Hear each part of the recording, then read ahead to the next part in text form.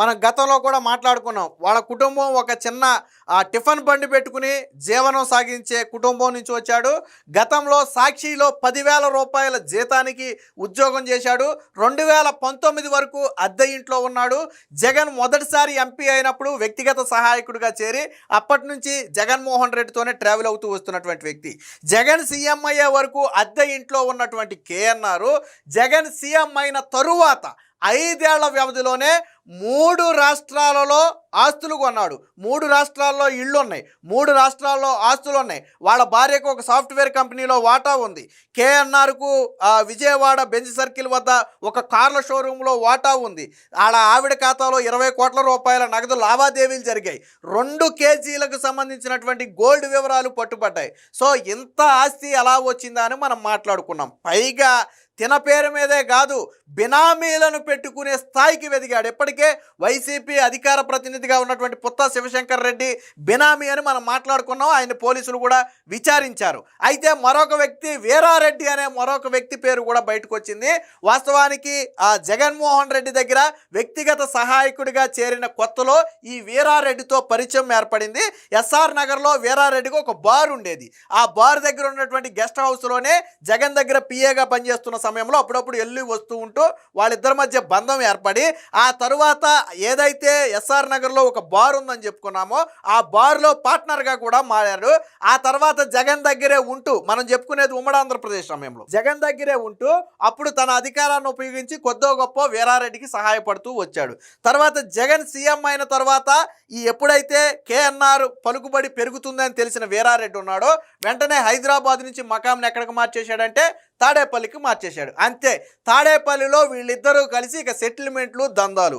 ఎంతలా అంటే ఆఫ్రికా దేశం వెళ్ళి అక్కడ ఒక రాజుని కలిసి అక్కడే ఏకంగా మైనింగ్లో మేము పెట్టుబడి పెడతామని రాజుతోనే డీల్ చేసుకునే స్థాయికి వీళ్ళు ఎదిగారు. అంటే దీనికి సంబంధించిన ఒక్కొక్క వివరాలు పోలీసులు బయట పెడుతుంటే ఒళ్ళు గొగ్గురు పొడుస్తున్నాయి. ఏంటి, ఈ స్థాయిలో అవినీతి జరిగిందా? ఈ స్థాయిలో దోచుకున్నారా? అంటే ప్రతి దందాలో కూడా వాళ్ళ పాత్ర ఉంది. ఈవెన్ అంతెందుకు, బెంజ్ సర్కిల్ వద్ద ఉన్నటువంటి కార్ల షోరూంలో కేఎన్ఆర్ వాటా పెట్టాడని చెప్పి ఆ కార్ల షోరూమ్ యజమాని ఒప్పుకున్నాడు.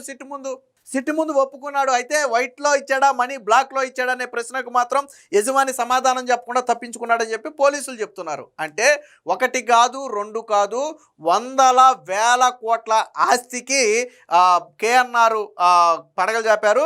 అండ్ ఇంకా ఎంతమంది బినామీలు ఉన్నారో తెలియదు. ఇప్పటి వరకు 2 బినామీలే మనకు బయటపడ్డారు.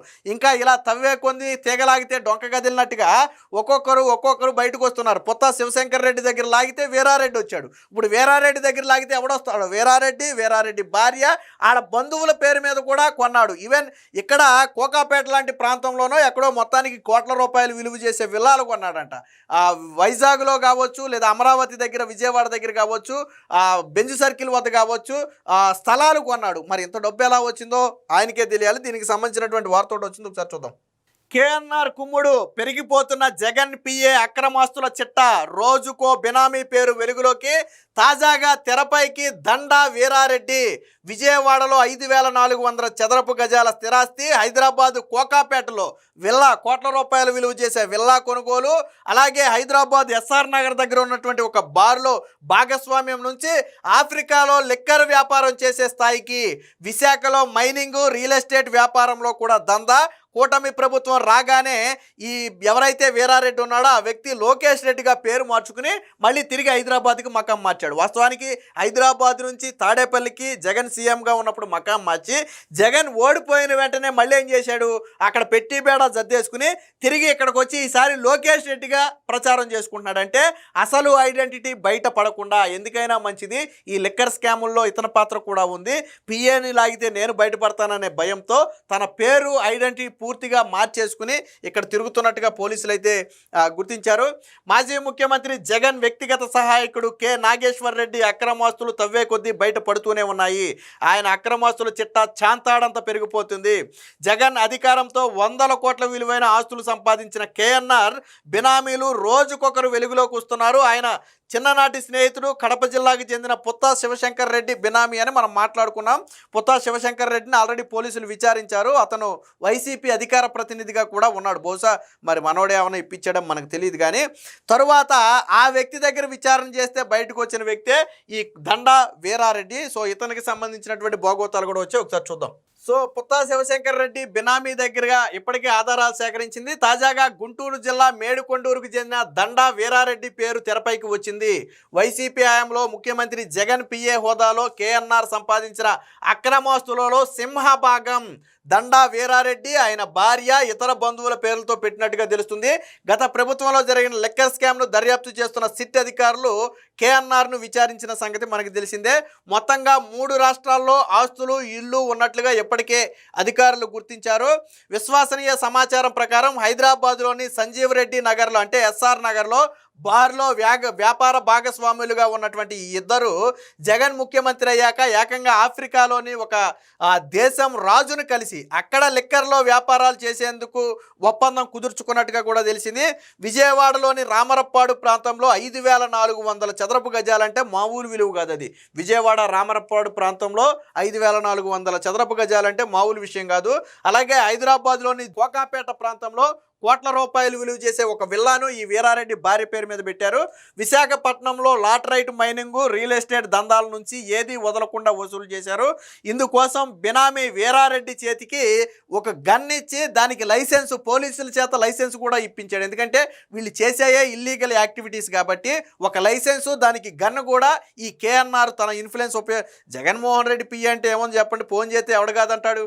సో ఒక లైసెన్స్ కూడా ఇప్పించారు. వాస్తవానికి ఈ వీరారెడ్డికి లైసెన్స్ అవసరం లేదు. గన్ లైసెన్స్ ఇవ్వాలి అంటే దానికి కొంత క్రైటీరియా ఉంటుంది. సో అవేమీ లేకుండా ఒక లైసెన్స్ కూడా ఇప్పించాడు.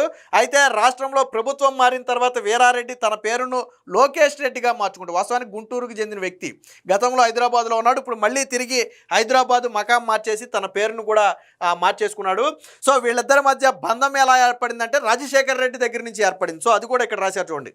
వైఎస్ సీఎంగా ఉన్న సమయంలో హైదరాబాద్లోని ఎస్ఆర్ నగర్లో ఒక బార్లో వీరారెడ్డి భాగస్వామిగా చేరాడు. అక్కడే గెస్ట్ హౌస్ ఏర్పాటు చేసుకున్నాడు. అప్పట్లో ఉపాధి కోసం హైదరాబాద్ వెళ్ళిన ఆయన లిక్కర్ వ్యాపారంలో దిగాడు. జగన్ మొదట కాంగ్రెస్ తరపున కడప ఎంపీగా గెలిచినప్పుడు పిఏగా ఆయన వద్ద చేరిన కేఎన్ఆర్తో ఈ వీరారెడ్డికి బంధం ఏర్పడింది. ఎస్ఆర్ నగర్లో వీరారెడ్డికి ఉన్నటువంటి ఆ గెస్ట్ హౌస్కి వెళుతూ వస్తూ ఉండేవాడు. కొంతకాలం తర్వాత వీరారెడ్డి ఉన్నటువంటి ఆ బార్లోనే భాగస్వామి కూడా అయ్యాడు. తర్వాత హైదరాబాద్లోని కోకాపాట ప్రాంతంలో రియల్ ఎస్టేట్ వ్యాపారాలకు సహకరించాలని చెప్పి వీరారెడ్డి కోరటంతో కేఎన్ఆర్ తోడ్పాటు అందించాడు. ఎందుకనంటే అప్పటికే జగన్మోహన్ రెడ్డి ఎంపీగా ఉన్నాడు, రాజశేఖర్ రెడ్డి సీఎంగా ఉన్నాడు. కాబట్టి జగన్మోహన్ రెడ్డి దగ్గర పిఏగా ఉన్నాడు కాబట్టి, పైన సీఎం కూడా వీళ్ళ నానే కాబట్టి నాకు కొంత సహాయం చేయాలని వీరారెడ్డి అడిగితే రియల్ ఎస్టేట్ వ్యాపారానికి, దానికి కూడా తోడ్పాటు అందించి దానికి రావాల్సిన ప్రతిఫలం అంటే లంచాలు తీసుకుని అతనికి తోడ్పాటు, అనుమతులు, ఇతరితర కావాలి ఇప్పించాడు. 2019లో వైఎస్ మరణం తర్వాత జగన్ మీద కేసులు నమోదయ్యి జైలుకు వెళ్లడంతో వీళ్ళ రియల్ ఎస్టేట్ వ్యాపారం అనేది కొద్దిగా తగ్గిందంటే అప్పటికే రాజశేఖర్ రెడ్డి సీఎంగా ఉన్నప్పటి నుంచే వీళ్ళ రియల్ ఎస్టేట్ వ్యాపారం అనేది మొదలు. సో జగన్ సీఎం అయ్యాక దండా వీరారెడ్డి హైదరాబాద్ నుంచి మకాం తాడేపల్లికి మార్చాడు. కేఎన్ఆర్ వీరారెడ్డి ఇద్దరూ కలిసి అడ్డు అదుపు లేకుండా వసూళ్లు నడిపించారు. ఆఫ్రికా దేశాల్లో లిక్కర్ వ్యాపారం చేసే స్థాయికి ఎదిగారు. ఆఫ్రికాలో ఒక దేశానికి ఇద్దరు వెళ్లి అక్కడ రాజును కలిసినట్టుగా పాస్పోర్ట్ వివరాల ద్వారా పోలీసులు గుర్తించారు. వీరారెడ్డి, ఆయన భార్య, ఇతర కుటుంబ సభ్యుల పేరుతో అక్రమ ఆస్తులు పెట్టినట్టుగా ఈడీ తెలిసింది. దీంతో విచారణకు రావాలంటూ కేఎన్ఆర్ కు నోటీసులు ఇచ్చినట్లుగా, అంటే ఇప్పటికే ఎన్ఫోర్స్మెంట్ డైరెక్టరేట్ కూడా కేఎన్ఆర్ కు నోటీసులు ఇచ్చినట్లుగా సమాచారం అందుతుంది. ఇదే సమయంలో ఏపీ, తెలంగాణ సహా ఇంకెక్కడెక్కడ ఆస్తులు ఉన్నాయో ఆరా తీస్తున్నారు. అంటే ఏది ఏమైనా కేఎన్ఆర్ పేరు మీద ఉన్నటువంటి ఆస్తుల చిట్టా అనేది రోజు రోజుకి పెరుగుతుంది.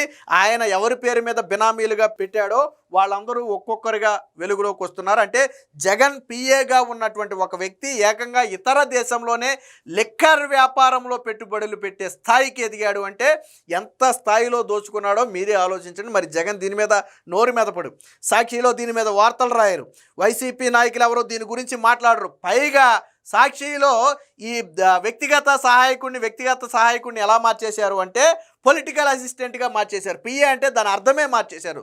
పూర్తిగా అంటే ఒప్పుకోరు వీళ్ళు. ఇలా దగ్గర ఉన్నప్పుడు అవినీతి చేశాడంటే ఒప్పుకోరు. నిన్నటి వరకు పిఏగా ఉన్నటువంటి వ్యక్తి ఇప్పుడు పొలిటికల్ అసిస్టెంట్గా మారిపోయాడు. నేను దీని మీద ఒక వీడియో కూడా చేశాను, ఆధారాలు బయటపెట్టి, సోషల్ మీడియా ఆధారాలు బయటపెట్టి ఒక వీడియో కూడా చేశాను. ఏదేమైనా మొత్తంగా కేఎన్ఆర్ అవినీతి అక్రమాల చిట్టా రోజు రోజుకి బయటకు వస్తుంది. మరి జగన్మోహన్ రెడ్డి కానీ వైసీపీ నాయకులు కానీ దీనికి సమాధానం చెప్పాలి. వాళ్ళు అధికారంలో ఉన్నప్పుడు ఈ స్థాయిలో దోచుకుంటే ఎందుకు మౌనంగా ఉన్నారు? అంటే కేవలం ఇదేనా? ఇలా ఎంతమంది దోచుకున్నారు? జగన్ దగ్గర ఉన్నోళ్ళేనా, లేకపోతే అందరి దగ్గర ఉన్న వ్యక్తులు ఇలా దోచుకున్నారా? ఇలాంటి అనుమానాలు ఇప్పుడు రాష్ట్ర ప్రజలకు కలుగుతున్నాయి.